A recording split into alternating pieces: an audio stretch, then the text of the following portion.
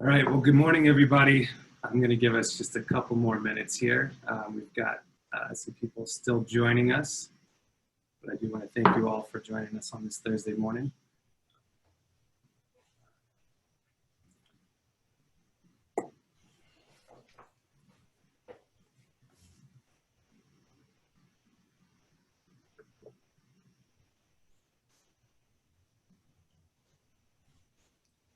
Okay, I'll go ahead and get started. First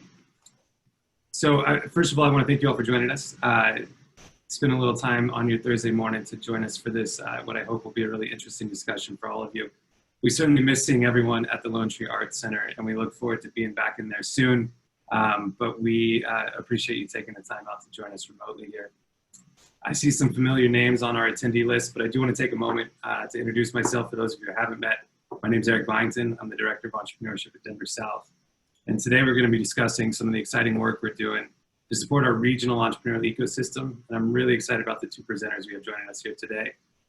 Before I hand it over to them, however, I want to take a few minutes to just sort of set the stage. Alex, if you can go to the next slide, please. So you may have noticed that we have a new look. We recently went through a rebranding exercise and rebranded the organization. We launched a new website and combined our Denver South EDP and our Denver South TMA names into a more simple, just Denver South. Our work, however, hasn't changed. Next slide. So this information is going to be familiar to some of you, but for some of our new guests and with our new look, we wanted to take a moment to revisit just a few things. Denver South is both a community of businesses and residents surrounding the I-25 corridor south of Denver, and the organization of business leaders and public officials co-authoring the future of our shared community. That mission and who we are hasn't changed with this new rebranding at all. Next slide. So if you see here on the map, the region that we cover is that darker area right in the middle.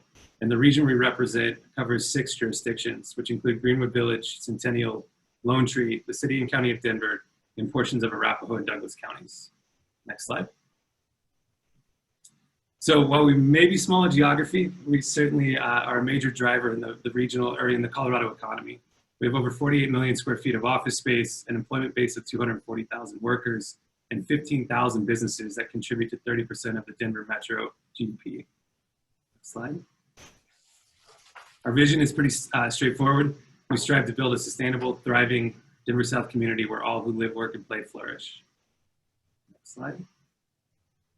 Our work is really driven by these 4 sort of cornerstone pieces to economic development, and it's retention, expansion, recruitment, and innovation and entrepreneurship.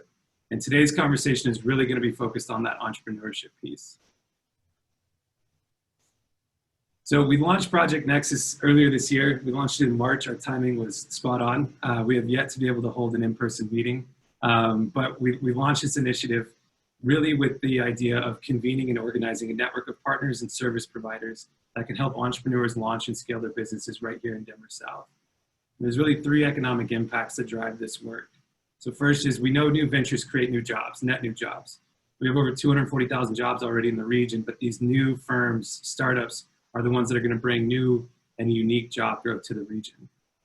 Second, new ventures help attract new and diverse talent. And a robust ecosystem helps retain that talent. We can bring people in and then allow them to grow and expand and find new opportunities with an ecosystem that supports that. And then finally, startups help attract outside capital for investment and circulate local wealth through successful growth and exits. So when we talk about an entrepreneurial ecosystem, that can be sort of a nebulous thing. There's an ecosystem is made up of 1,000 pieces. There's all sorts of, there's everything from the space that people work out of to the people and the resources that provide services to the entrepreneurs themselves. If you were to look at an ecosystem map, it's broad, it's deep, and there's a lot going on. But at the core of this is something I like that comes from the Ewing, Marion Kauffman Foundation. And it's really that, the essence of an entrepreneurial ecosystem is built around the culture of trust and collaboration that allows all of these pieces of the ecosystem to interact with each other.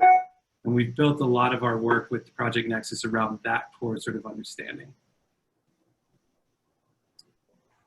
So I'm going to use an example to kind of show you what we mean by a thriving and robust ecosystem. It's an example that's often used and one you're probably familiar with, but it's the example of Silicon Valley. So you can think back to 2008, 2009. We were in the heart of a recession. We had a lot of challenging things going on. A lot of businesses were grinding to a halt. People were being laid off. But from 2008 to 2009, Silicon Valley saw 1,000 new businesses that were started. And what happened there is that you'd had an ecosystem that had been building for decades, 10, 20, 30 years of people that had been building companies, investors that had been investing in those companies, talent that had been coming to that region. And they were able to pivot and collaborate very quickly during that time. If you talk to people from the region, they talk about how they didn't really skip a beat. You know, people might have been laid off, but they found others that had been laid off and found new opportunities to go pivot and create new ideas or new concepts. And what came out of that are some of these organizations that you see on the screen in front of you.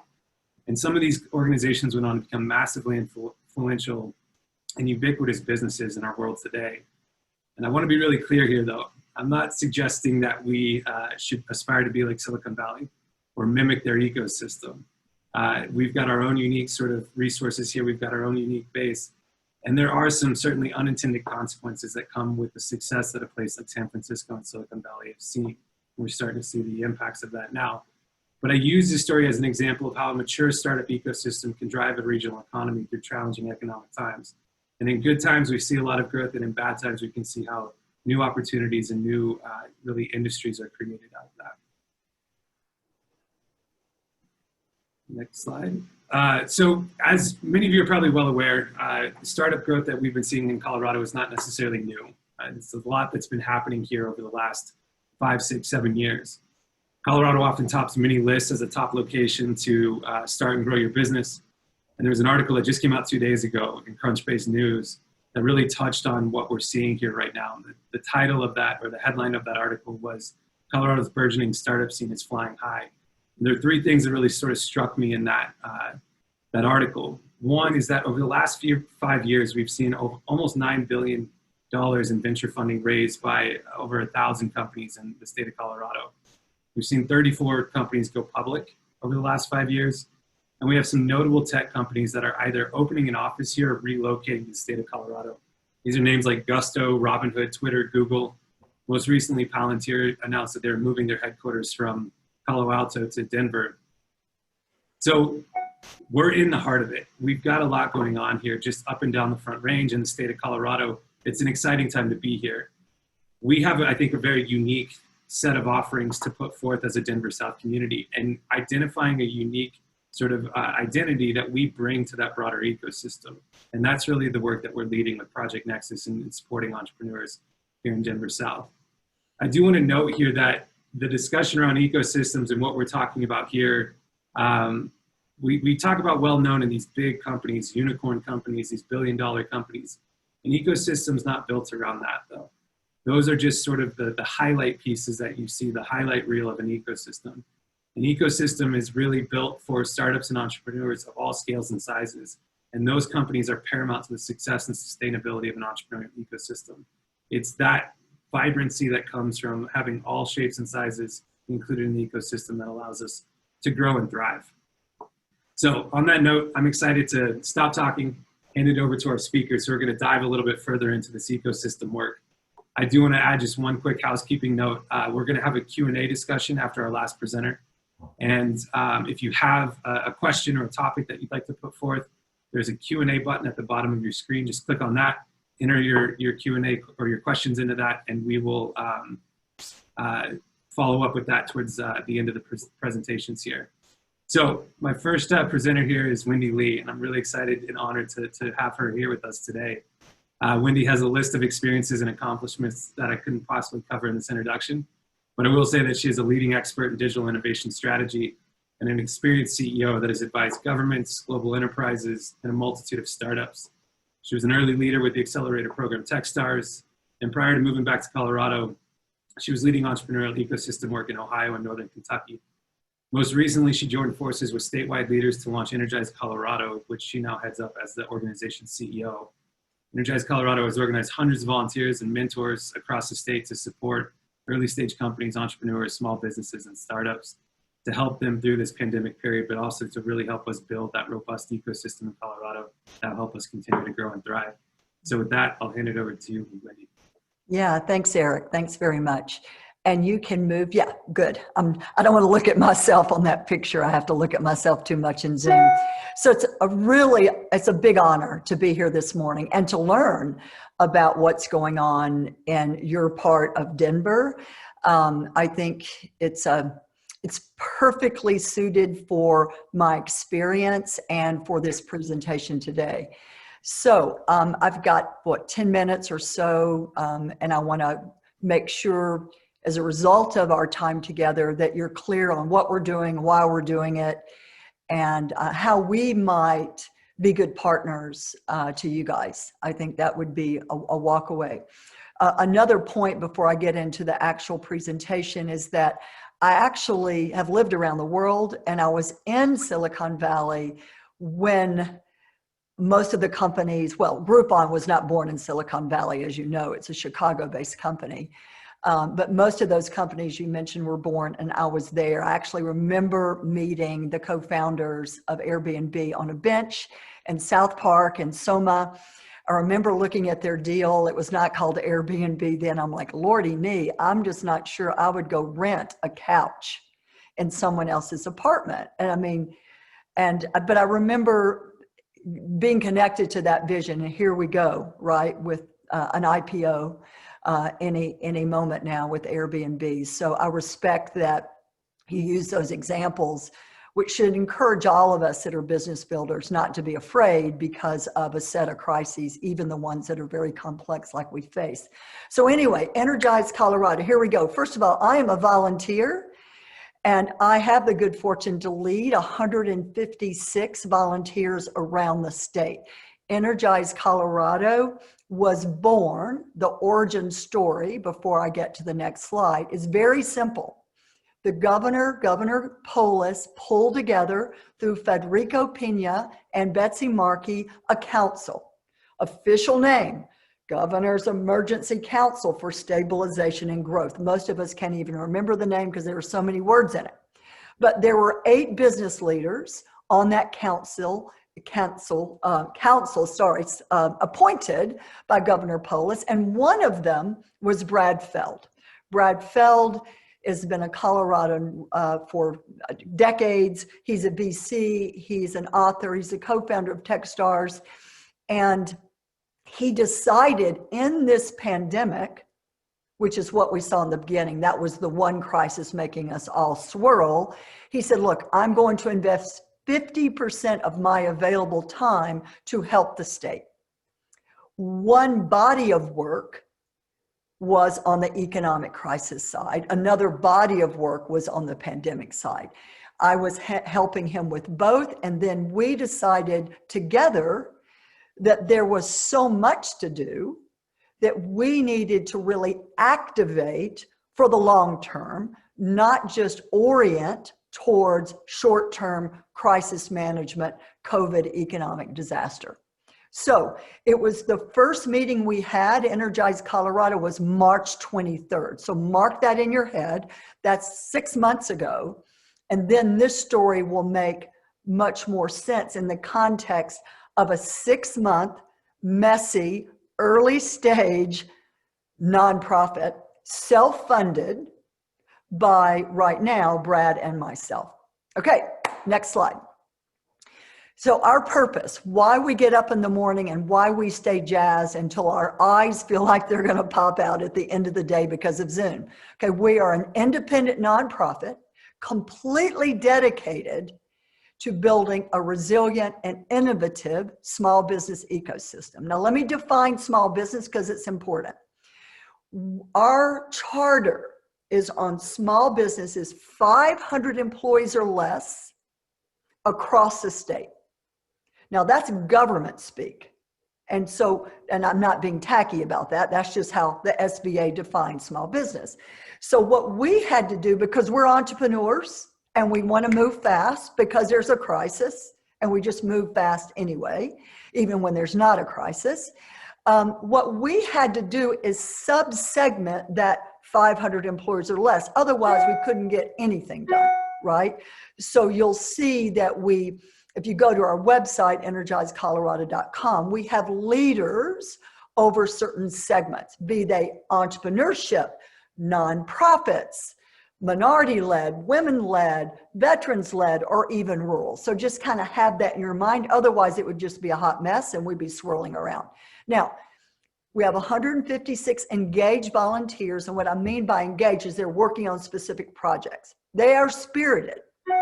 They love Colorado. And we use the term Coloradans helping Coloradans to really describe our ethos. And we do this across all racial and economic divides. Okay, let's move to the next slide. Now, this is the hairball that we're in. And I will not go on and on because I don't have a lot of time today, but we, as citizens of the state and of America, need to understand this is not just one crisis. We are dealing with a complex set of crises, and this is how we define them. I'm not saying it's perfect. I am not an economist. I'm not a public health expert. I am a pure play entrepreneur. And I just got to tell you, trying to make sense of progress for small businesses in these times is not for the faint of heart.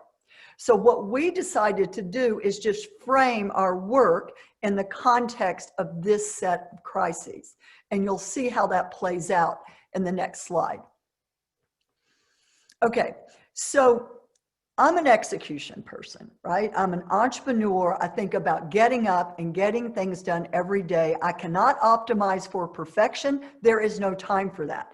And I don't have anyone that I pay to do the work. We're all volunteers. And of the 156, you should know, probably 85% have jobs and have families. So they are leaning in with 5 to 10 hours a week, right, aggressively to help out the state. So we had to have a model. Leigh, you'll love this a lot because I had to have a model to operate with. So here's where we have segments and initiatives and shared services. And we have working teams that sit under these folks. These are real people. They're not just words on a PowerPoint that are actually delivering the work. So we listen and learn in our segments. I described those. We build product. Leigh, you'll love that too. We build product, services and product. Sometimes it's a marketplace. Sometimes it's a service like mental health. We launch that just like you do. And sometimes it works and sometimes it doesn't. And so we have to iterate very fast to make sure we're delivering impact. And of course, we have to have a shared services team because otherwise we'd all just go crazy. So we have to have people ops, we have to have marketing, all the things that good businesses have. I'm only sharing this with you. You can see the people behind the words on our website because it is a mental model that we have created that I learned about in Ohio. Eric mentioned that. And I would love to have Energize America. That's kind of my big aspiration, but we'll see if we can get Colorado straight first. Okay, next slide. Now, right now, you should know, team, that we have 28 projects in play. And you should know any good entrepreneur has to cycle through those pretty fast, right? We have a lot of ideas. We have to make good choices around projects and pilot them to see if they get any traction, meaning deliver impact. Remember, I'm a nonprofit. And then we launch initiatives. Those initiatives are the things that make it through this pipeline, okay? And this is how we roll. You would understand this if you built businesses from scratch, and I'm sure many of you have. Okay, next slide. We have worked like dogs, literally, since March the 23rd. So with complete volunteers, this is the progress we've made. We have basically set up the nonprofit, launched a website, launched 4 major initiatives. We've scuppered through a bunch of projects that just didn't work. And I couldn't be more proud. I couldn't be more proud of what we're able to accomplish, but I am deeply humbled by the work that remains. And I've made a commitment to this organization and to our chair, Brad Feld, to stay with this game for 4 years because I'm so passionate about what we're doing and I see the beginnings of progress after 6 months. Okay, next slide. Now, just know that we got a crisis going on in this big set of hairball of complexity, but we as leaders Brad, myself, and the team had to think of this as an ongoing, play, different phases. So think of these as base camps. In the beginning, it was just stabilize and recover. That's where we still are. We've launched 4 initiatives there. Next, we get into innovate and grow. No surprise, because that's our backgrounds. Most of us are entrepreneurs. We have now 7 new projects sitting in that green, from childcare to digital readiness, digital innovation, K through 12 education. It's a portfolio of stuff, of projects that we have to sort out so we can launch. And over time, like you, Eric, we're supporting an ecosystem of small businesses, which are supported by many different economic development organizations and entrepreneurial support groups. Yes? So we're not trying to control this game. We're just trying to supercharge the game. We fill gaps. So if someone else is doing it, let them do it, especially if they're doing it really well. I'll say, how can we help you do it even better? But in some cases, there are specific gaps that are not being filled that we feel we can do very well. And then we turn those into initiatives and launch them. Okay, next slide. Now, one of those very specific gaps that we recommended on April 1st was our gap fund. This puppy is in play now. Kent Theory, who's the former CEO and co-founder of DaVita, is the chair of the gap fund. We put some guardrails around this because it's a very complex capital stack. It's state money, it's federal money, it's foundation money, but it's aimed at those businesses that did not get PPP or for whatever reason didn't even know how to apply. So these are minority businesses, women-owned businesses, right? It's that category of underrepresented businesses across the state. First round, we had 5,600 applications. 90% were within our priority groups, which really made us proud, but they need 135 million. Notice the gap. We got 25 million at the top that we have, and they need 135. No words need to be said around that, except we continue to raise money for that. Very complex offering. I spend 30% of my time on this project. Okay, next. Then we have mentorship. This group is rocking. And this is not an unusual thing. If you're in startup land, if you're a business owner, you get mentorship from the SBDC centers, yes? I mean, we know how to do this. But in our case, we've leveraged networks, right, that existed to offer that mentorship in a range of flavors, if you will, on demand. And so we've got legal, we've got, financial, and then of course we have to support all the applicants for the gap fund because they have a lot of questions, not just translation, but a lot of questions about documents they have to provide to get grants or loans. By the way, the gap fund is both grants and loans.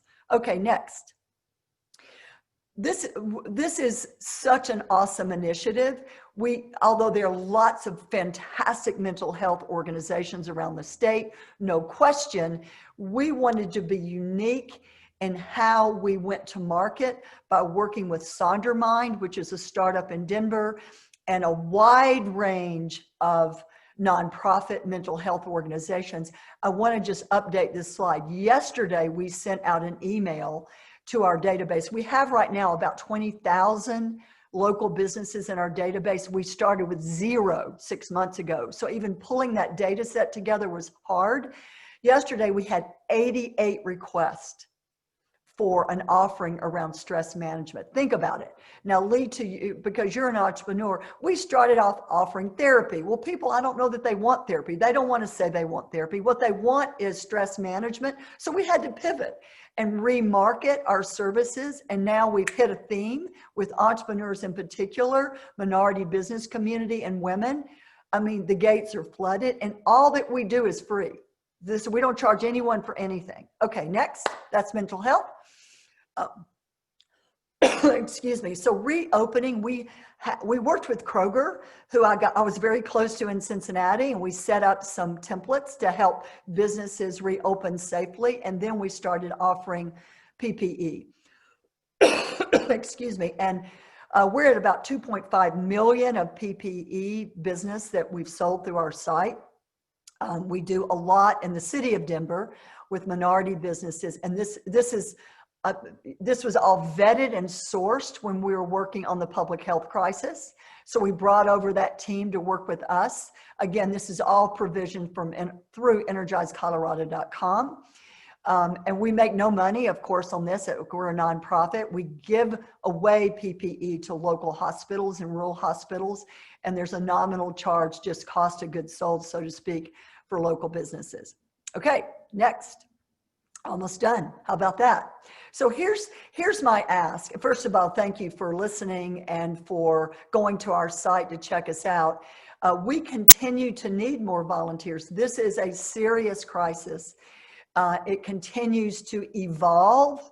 It doesn't look like our government's going to get their act together to give us another stimulus bill, at least right now. We had Senator Bennett with our stand-up last week to tell us about his restart bill. We are not an advocacy group. We are not a lobbyist group. We are active doers helping the small business ecosystem across the state, but we do need more volunteers. So if you have interest, you can go to the site. And I think the very last slide is a simple one, and that is that you can follow us. We've finally gotten our act together relative to communication. It was messy in the early days. We are getting better. You can follow us on all the normal social channels. And with that, I'm just very grateful, Eric, and to all those that are on the call for learning about Energize Colorado and supporting us in however you feel is best for your organization or for you as an individual Coloradan. That's it. Awesome. Thanks so much, Wendy. It's a pleasure to have you with us this morning. We really appreciate you taking the time to walk us through the work you all are doing. I know you've got a lot of work that, like you were pointing out, that your team has pulled together over the last 6 months. I know we've got some task force members in Arapahoe and Douglas County that have been working closely with your team. Oh, cool. And there has been some overlap in that work, but it's great to learn more about what you all are doing. And I'm looking forward to the discussion here in just a minute. I do want to bring Leigh into this conversation, and Leigh's going to bring a little bit of the entrepreneurial viewpoint to the table here and talking a little bit about starting his business here in Denver South and where he's at today. So Leigh Fatzinger is the founder and CEO of Turbine Labs. He's a serial entrepreneur in the big data and social media space. Started a number of companies before he got started here with Turbine Labs. He launched Turbine in Denver South in 2014. And his fast-growing team is proudly headquartered right here in Greenwood Village. And I have to mention that most recently they were recognized as a Colorado Companies to Watch winner. So I'll hand it over to you, Leigh, and congrats to your team on the recent recognition. Thank you very much, Eric, and thanks to everyone for attending today. Wendy, I just want to say, first of all, wow, where have you been for the last 7 years?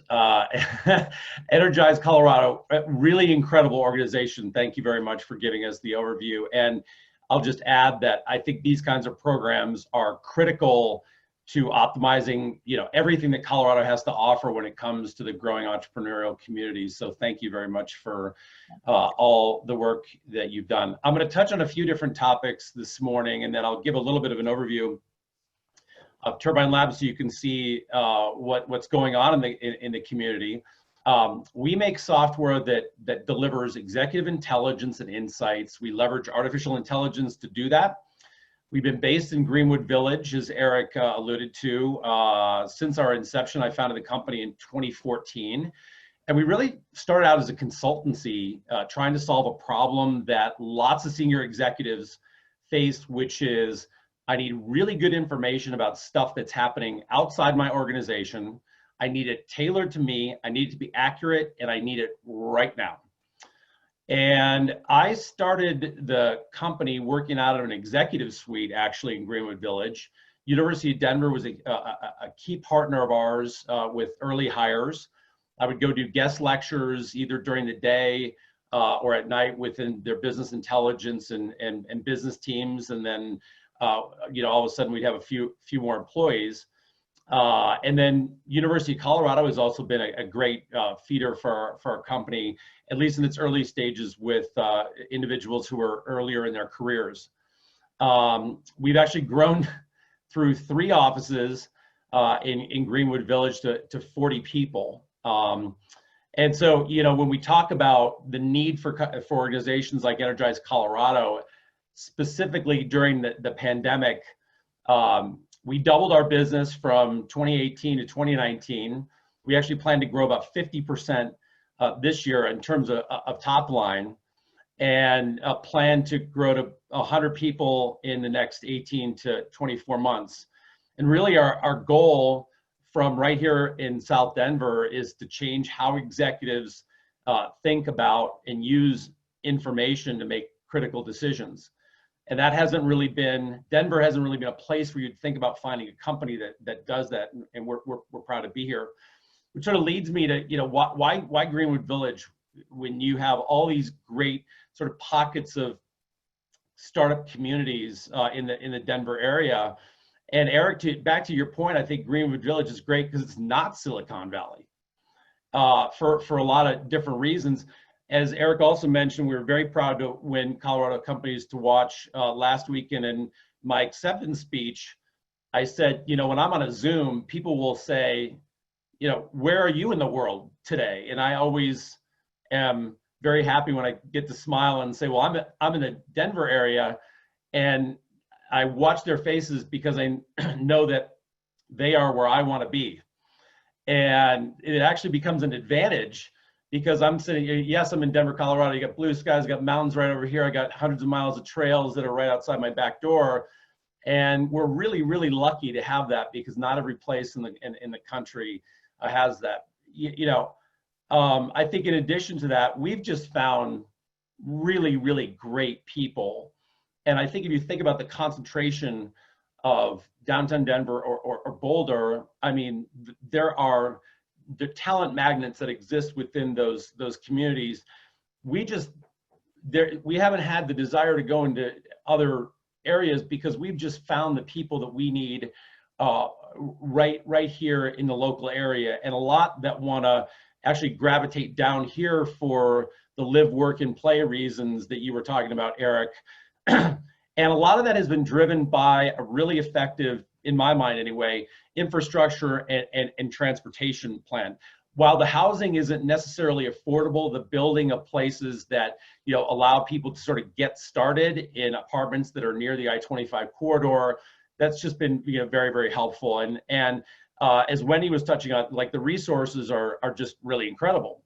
You think about companies like Facebook, Slack, IBM, Dropbox chose downtown Denver. Palantir, I think they're moving downtown. We've been a Denver Tech Center company since our inception. We plan to stay here. So even though we're primarily remote working now. One thing that I do want to make a point around, we're an AI company, and for an AI company, artificial intelligence, for us to be effective, the people who code it need to represent the cross-section of the population that the AI actually serves. So for us, diversity and inclusion are really, really important. And we also employ actually 15 full-time journalists. So as part of our plan, and this is where organizations like Energize Colorado and Denver South really come into play, is we have to build a pipeline of engineers and journalists that come from diverse backgrounds.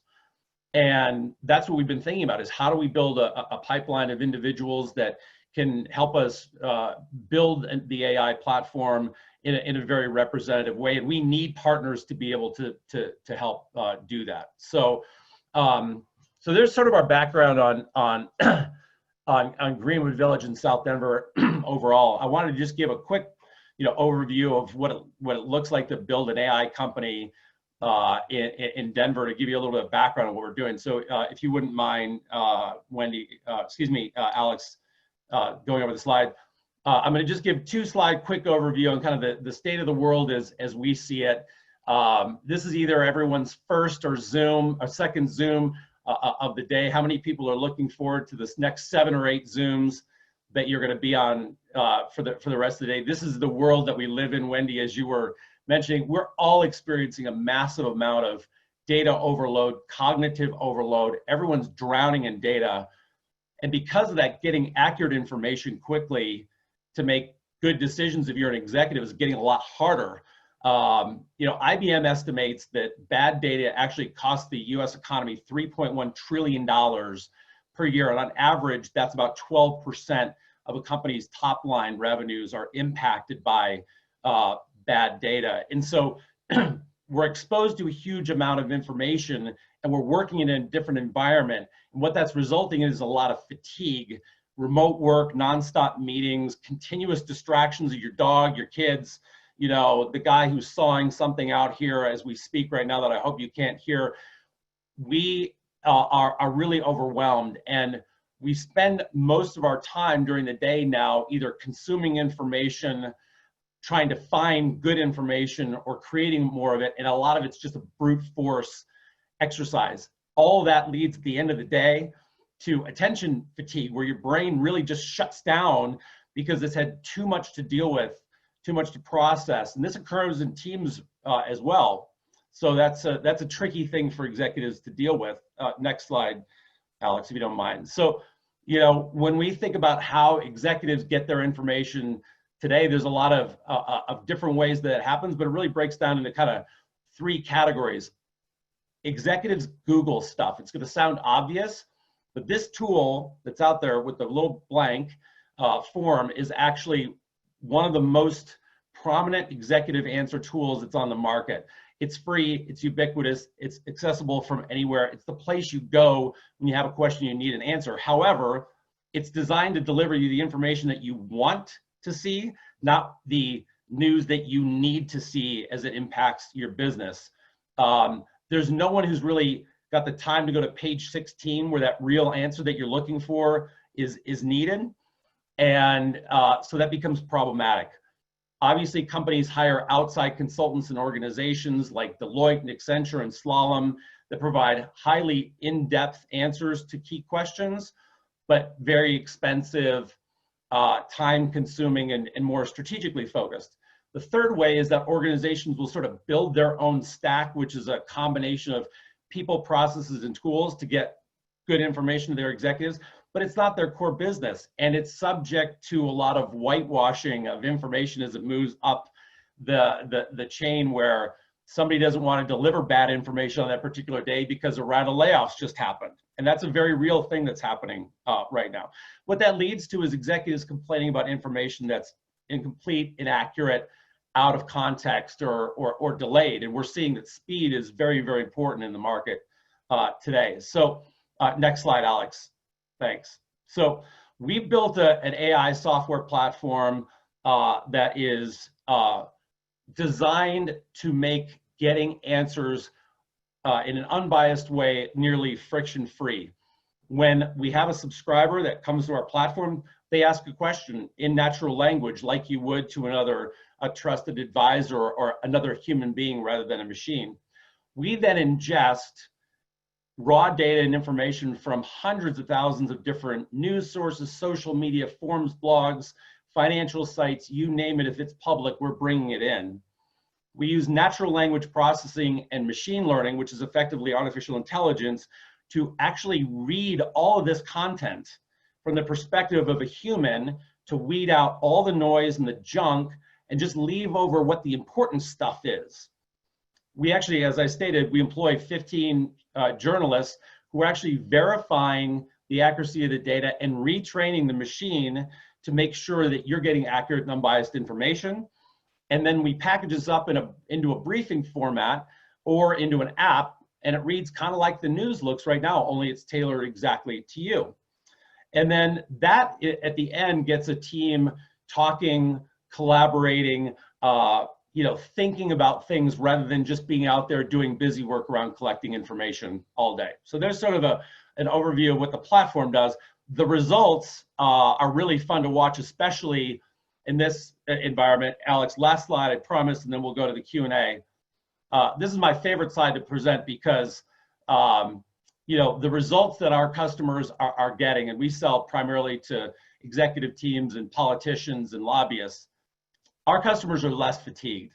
They're less overwhelmed because they can ask a question and get the answer and talk to their colleagues about it. We actually end up saving companies thousands of hours per year that they get back, where they can start thinking being more strategic and collaborating.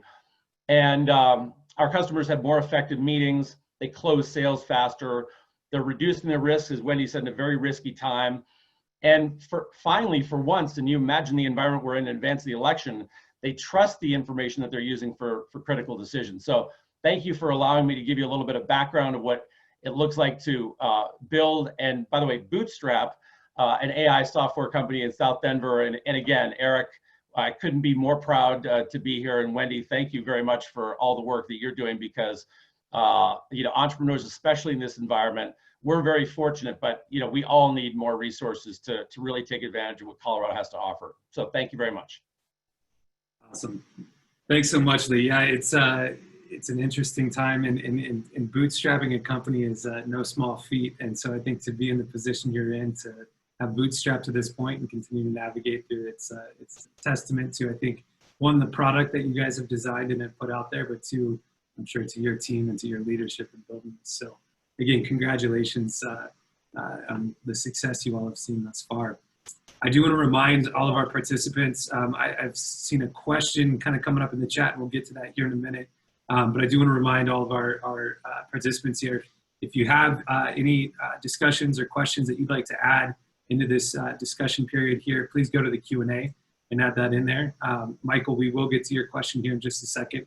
But Wendy, I did want to start with a conversation that you and I were having on Monday, and some things that you touched on today, which was really about sort of you've spent a lot of time in some of these ecosystems across the world. You've built ecosystems in places like Ohio and Northern Kentucky. What you're doing right now with Energize Colorado is really focused on building out this statewide support network and system that can really support entrepreneurs. Why is that so important to building vibrancy and sort of a robust infrastructure to local economies? And what does an ecosystem really do? We talk about traditional economic development. We were talking about this before we hopped on here, and how it's about finding the place, locating a business there, helping that business grow. What we're talking about adds another layer to that. So can you just sort of touch on the vibrancy and robustness that an ecosystem can bring to a regional economy? Yeah, thanks for asking, and I'll make this quick because I know there are lots of questions that the audience will have. So I equate professional economic development with I have deep respect for those that do that work, because they have to ready sites, they have to create tax incentives, and then they go recruit one company at a time, big companies that are going to come in and use lots of real estate and hire a lot of people. And then the state's going to benefit for sure because of taxes. And of course, the companies that move here are going to benefit, like Palantir or Wix, or, we could go on and on. So I think that game is very distinct. And we've been doing that a long time. And we continue to get creative in recruiting and trying to get companies to come to Colorado, Ohio. It's a lot easier to get them to come here than it was to Ohio, trust me. That's not where people would naturally want to gravitate, especially digital natives trying to build stuff from scratch. But we did a good job because it was a very sophisticated effort. The ecosystem opportunity really adds leverage. Leverage is key, right? Meaning there is an interdependence between a large organization who needs digital innovation to drive organic growth or efficiency. So that connectivity between a very large publicly traded, I know Western Union, but I don't want to name drop. I don't know all the companies I should know in South Denver, so apologies for that. But I know the dependency that P&G and Kroger had for digital innovation. It could be supply chain to customer experience to cybersecurity to any AI solution. So that was acute for them. Why would we want them to go to either coast to do work and have a pilot with a startup from those places if we in Cincinnati, using that example, could offer that up to them? That's awesome. Then that startup would have a customer that was local. They would end up needing to support that customer, hiring more people that were local.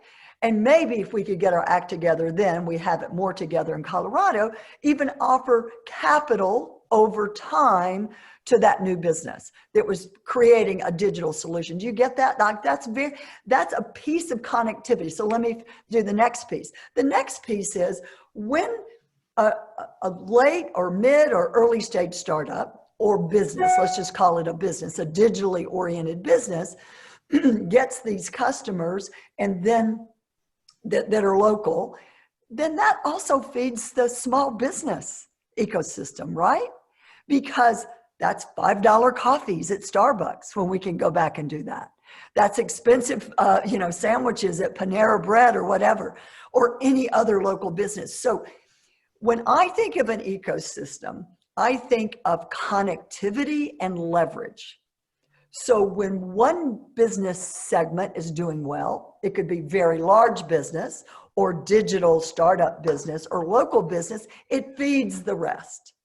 And so that's why organizations like Denver South and the Nexus projects are so critical, because you're paying attention to how that's happening. You're leaning in to support whatever segment you're supporting, and then you're making explicit connections so value can be exchanged. My hypothesis and our hypothesis is that if we all do that together, and I don't mean just talk about it, but really activate that motion of connectivity and developing interdependency of needs, including with nonprofits, then the economy will go up. So that's how I see it. It's a very sophisticated body of work, though.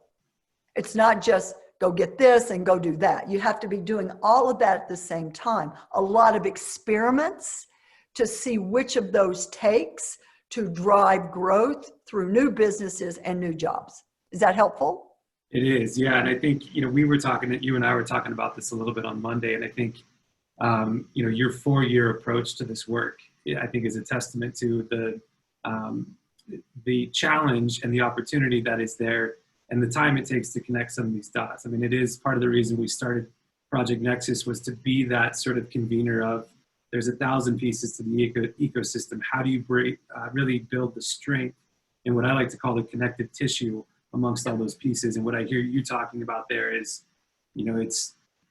it adds that layer. When an ecosystem is thriving, it is that connective tissue layer on top of all the moving pieces that allows things to efficiently connect to one another, communicate to one another, learn from one another, grow from each other's strengths and weaknesses. And as a whole, we all rise together in that. And over time, the ecosystem should be self-directed. It should not take a mommy and a daddy to keep pushing it, right? If you build that connectivity, if value gets exchanged, maybe pushed a little in the beginning by you or your organization, that's fine. But then you have to let that value flow. And it takes a while. This is not like, oh, let's have a meetup and give out some T-shirts and introduce Leigh to someone. Those are tactics, but you have to do a lot of that over time. And it doesn't always take at the time you want it to. So self-directedness on top of collaboration, and those, that sounds jargony. I'm not trying to be a McKinsey consultant. It just is, if you know how to do those things, then you have to do a lot of them over time, and then we will see the impact of that for our economy and for Denver South. Yeah, that's great. We do have some questions coming into the Q&A, and I want to take one that Michael put in here, Michael Patton.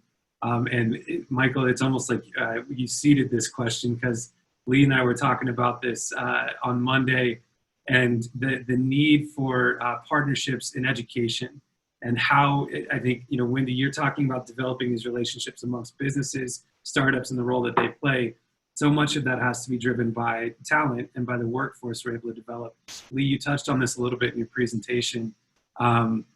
What can we do to build deeper partnerships amongst organizations like yours, Leigh? Because when we were talking on Monday, we were saying, you can't be the only one out there looking for this type of talent, building engineers. So how do we convene people around that and then build partnerships with the startup groups out there, the startup organizations like Denver South, and bring Energize Colorado into that? What would that look like for us to support in that workforce development effort? Well, Eric, as you and I stated, we were looking at, we were talking about this book, and actually when this came out, I bought it because we have a real challenge, and that is that as more tech companies move to Denver, getting high quality engineers and really every kind of knowledge worker is going to become more competitive. And for smaller companies, I'm competing against Slack, I'm competing against Facebook, now I'm competing against Palantir. By the way, we sort of play in the same tangential space as Palantir. I was extraordinarily excited when Palantir made the decision to move their headquarters to Denver, because they hire the kinds of engineers that we hire, machine learning, applied mathematics, those kinds of, very, very skilled labor roles. And not everyone's going to want to work for a post-IPO company. They're going to want to build things rather than being involved in process. And so the fact that Palantir provides the draw of legitimacy to Denver in the space that we're in, by the way, so does United Launch Alliance, Lockheed Martin, all the defense contractors that have been here for decades, by the way, they really, that provides the magnet. And now I can have the value proposition, which goes into your statement. The value proposition to us has to be, again, that we are a diverse and inclusive organization that brings in all kinds of people from all walks of life, because that's what we need for our long-term success. But we can't do it ourselves. We're way too small. Again, we're 40 people. And so what I realized, and this has been my learning, sort of my journey going through how do you build a diverse, inclusive organization, is that you can't wait for it to come to you. You have to go out and ask. You have to go out and seek. And, it starts with, how do we have, South Denver or Energize Colorado be in virtual recruiting events out of, coding schools, not only here, but in other cities where people say, geez, I just got done with coding school. I'm in Philadelphia, I'm in New York, and I don't want to get an apartment in Philadelphia or New York. I'd love to be out here skiing and hiking all the time. How do we go out and do outreach together to, have our collective value proposition of South Denver area, Colorado, as well as what I'm trying to sell uniquely as a startup, as a second stage software company in Denver. So to me, what I need is the vehicle to go out and present that, knowing that if I just wait for it to come to me, it's not going to happen. That's the answer. That's my feeling on it. Yeah, no, that makes a lot of sense. We have some really great questions coming in, and I'm going to try to get to as many as we can. So I might see if we can do this in a little bit of rapid fire, because we do have a couple things that I want to wrap up with here too. But I do want to get to just a couple more if we can. And just to all the participants, if you do need to drop off, feel free. We might run a couple minutes over here. But one that I'd like to pose to both of you, maybe Wendy as kind of a service provider and Leigh as a leader who's kind of in this position right now. But we have the question asked, how can business leaders better support their staff right now to reduce their stress, overload, and fatigue during an already stressful time in an effort to keep work-life balance intact? Why don't Wendy, you take that first, and then Leigh, maybe from the practitioner standpoint. Encourage, well, first of all, you have to model the right behavior as a leader. You have to be balanced in your own approach to work before you can just encourage them to do the same. And I'm not great at that. I don't have a family, I don't have a partner, so I don't even have a dog. So I'm like working all the time. That's not being a good model. And then folks feel that they need to keep up with me. Well, no, please don't, because my insanity can be your insanity, right? And I don't want that to be the case. So I think being a model first, and then you can encourage through your own behavior, but also with words, because this 12 to 15 hours of Zoom a day, is hard. And people need to be with their families. And it's that balance there's not a playbook for this, guys. Let's remember, there is no playbook. But we have to think about how we can help ourselves be that person, and then they can help themselves. That's what I would say, but Leigh's probably better at that than me. Yes, my apologies for getting a little bit interrupted. I got a message from Alex to could you restate the question, Eric? Yeah, so the question was about just managing stress and overload fatigue during this time, and what okay. we could Yeah, do. I got a million answers for that. We were not ready for what everyone went through in March. And again, we started our business in 2014, and we were able to see sort of the evolution of information overload that came from hundreds of channels of information being created. The notion that someone would manufacture, distribute, and amplify content for nefarious or bad actor reasons, which happened sort of through the last election cycle. It's taken us almost the last election cycle to sort of become, in some ways, numb to what we're going through, that you have to be very, very trained. You have to be very, very educated. You have to be very, very cautious about what you consume. And this is not sort of, where you are in the political cycle. It really has nothing to do with it. Is the nature of where we are today. And that amplified itself exponentially in March, when everyone was forced to be in front of a screen effectively all day long. And we've seen that there's real psychological impact. Our brains are just not ready for this. And so our solution, we're in this every single day, and our solution has been to become, consultants, along with being a software company, to say, whether or not you're getting all your information from someone like Turbine Labs, here are some things that you can do to just reduce that fatigue that's happening from being consistently, have information just pushed in front of you and really no way to escape it. So you have to be mindful of where we are, and you have to be cognizant that part of this is by design, that a lot of these tools are designed to be addictive. And, and if you have a room where you, like I do, where you have, you can have a workspace, that you have to be able to leave that workspace like we used to in our offices. And so, there's a lot of retraining that has to happen with the human brain and the environment that we're in. And we're not there yet. We're only 7 months into this thing. And a lot of things about working behaviors are not going to go back to the way that they were. And so we're going to have to get better at it. Yeah, it's definitely been a lot of adapting and overcoming. So, and Wendy, I like what you just put in there: sleep, hydrate, enjoy Colorado's access to nature. Get it in now too, before it gets too cold, although we got the skiing and the snowshoeing we can go do. So I do want to be respectful of everybody's time, and I apologize. We've got some great questions coming in here. I'm going to just touch on them. We're not going to have time to go over them, but we did have a question about the historical pattern of female-led companies being less likely to be funded, which leads to an underutilization of resources. What can we do as a region to help overcome this? I think this is something that we need to, this is part of the work that we're doing in this ecosystem development. So I apologize to the person that put that forward. We're not going to get to that question, but we will, this can inform a further discussion at a later time. Wendy, there was a question, and I would encourage Monair, apologize if I'm pronouncing that incorrectly, a question about their women-owned small family dental practice. They did receive PPP. She said, does that confirm that this means we don't qualify for the GAP fund, and are there other grants that UC can offer us? No, if you did get PPE, you can still apply for a grant or a loan. Maximum amount $35K, $15K on the grant, $20K on the loan. It's just that mainly we were filling a gap for those that did not apply because they didn't know how, or they got declined. But no, it does not disqualify you if you got that money. Encourage you to apply. Wendy and Eric, those funds are going to be absolutely vital to getting seeded ideas in the earliest stages. And as you said, Eric, this is a great time to start a company.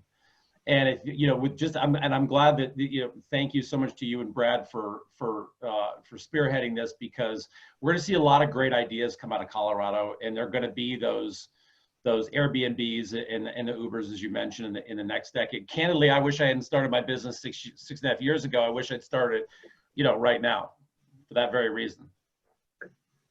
Awesome. Well, the last question, I just want to note that we will get to at a later point, because this is what's driving everything that we're doing. But how do we as local governments assist companies like Turbine Labs? Maybe not actively, but how do we create an environment to make it easier for companies like Turbine Labs to start here and grow? That's what we're here to do. That's what Project Nexus in Denver South is focused on. we'll continue to address that. That will be an ongoing thing. We've got a couple things just to wrap up. I want to thank you, Leigh and Wendy, so much for joining us and being a part of this. I think this is the start of a discussion we'll continue to have for months and years to come, but we really appreciate you taking the time to join us and help lead this discussion today. So thank you so much. Thank you so much, everyone. Alex, if we could go back to the slides. So I'll try to wrap this up as quickly as I can. You should see a link pop up in the chat box here that will take you directly to our Project Nexus webpage. On that webpage, there is a form that you can fill out if you are interested in continuing this discussion, joining us in some way. The ecosystem is built of everybody that's included here today. We need you to participate in what we're doing. So go to that form, fill it out, and join what we're doing with Project Nexus if you're interested in getting more involved in this process. Next slide. Leigh touched on this. I didn't pay Leigh or seed him with this, but the infrastructure we have here in Denver South in our transportation is phenomenal. And we have the Transportation Management Association that's a part of our work with Denver South that is primarily focused on just leading what this is in building out further infrastructure and building out the access to that infrastructure and transportation. And the key thing for our TMA is focused on reducing congestion and building better air quality. We need, if you go to the next slide, please, Alex, we have a commuter survey that we put out every year, and we really need your help with this. So our TMA works with all of our local partners, businesses, but we need to understand how people use our infrastructure, our transportation infrastructure throughout the region. Every year we put this commuter survey out there. Last year we had about 1,000 people respond, but we're feeling a little competitive this year. So the Downtown Denver Partnership had 5,000 responses to their commuter survey. We want to blow them out of the water. We have more office space, more employees, and more people commuting into this region. I know we're not commuting all that much these days, but we have people in the region that use our transportation infrastructure. We want to take on Downtown Denver Partnership and blow their survey results out of the water. What we collect from this information is really informative of how we make decisions, how we drive our strategy, how we finance some of the things that we do. So this is really, really valuable information for us. There should be a link again in the chat. We'll follow up with this as well, but this just launched this morning.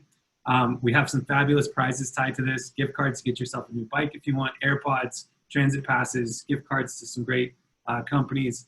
So please take the time to fill that out and invite your friends, colleagues, and others to do that. You will see an email coming out from us, including that, but this is really important stuff and help us beat Downtown Denver Partnership this year. You don't want Cheryl Machado from our TMA showing up at your door, knocking on your window saying, fill out the form. Get it done ahead of time before we have to send her out into the streets. Next slide, please. So I want to just thank you all for joining us. It's been a great discussion with Wendy and Leigh. Wendy and Leigh, again, thank you so much for being a part of this. There's a lot of work ahead of us. This is a fascinating time to be leading some of this work around entrepreneurial ecosystem development. Like Leigh was saying, it's a great time to start new businesses. We're really excited about what we're doing and leading this forward. So we really appreciate everybody joining us this morning. This will be our final partnership meeting for the year. So we don't have anything until February with partnership meetings. And unfortunately, because of COVID-related restrictions, our annual holiday party has also been canceled. So hopefully we'll see some of you in some other events coming up here soon. Nothing that we'll be organizing until February of next year. But thank you all again for joining us, and we look forward to seeing you all soon. Take care, everybody.